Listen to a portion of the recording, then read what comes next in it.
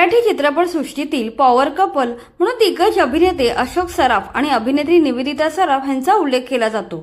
गेली अनेक वर्ष हे जोडपे अत्यंत सुखाने संसार करत आहेत।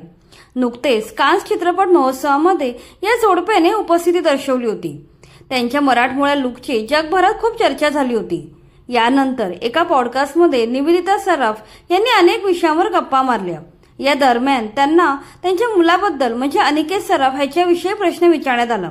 यावर बोलताना निवेदिता सराफ म्हणाल्या, अनिकेतला बालपणापासूनच परदेशी जीवनशैलीच आवडते। मला आणि अशोकला परदेशात राहण्याची कधीच हौस नव्हती, मात्र मुलाचे विचार वेगळे आहेत।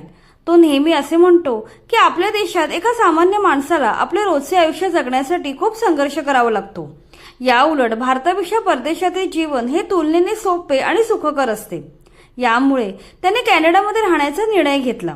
त्याने आम्हाला सांगितले की मी तुमची एवढी प्रसिद्धी किंवा पैसा कदाचित कधीच मिळू शकणार नाही, परंतु मला जे सुरक्षित आणि शांत आयुष्य हवे आहे ते कॅनडात मला मिळत आहे।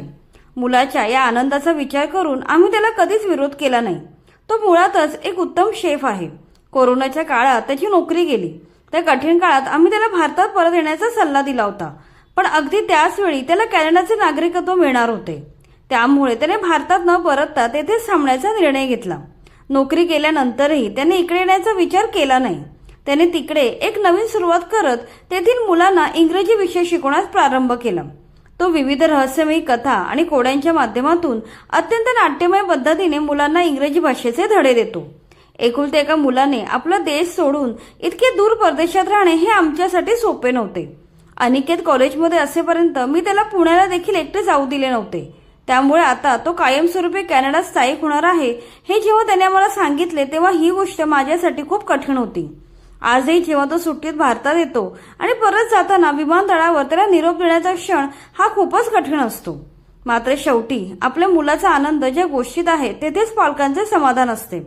अशा प्रकारे या पॉडकास्टमध्ये आपल्या मुलाला घेऊन अत्यंत समंजस अशी भूमिका निवेदिता सराफ यांनी मांडली आहे।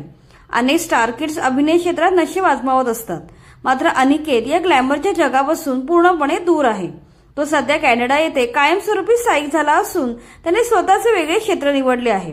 त्याला भारतात परतण्यामध्ये फारसा रस नसल्याचे दिसून येते। त्याला आई वडिलांसारखी प्रसिद्धी आणि पैसा नको असून स्वतःच्या अटींवर एक साधं आयुष्य जगायचं आहे।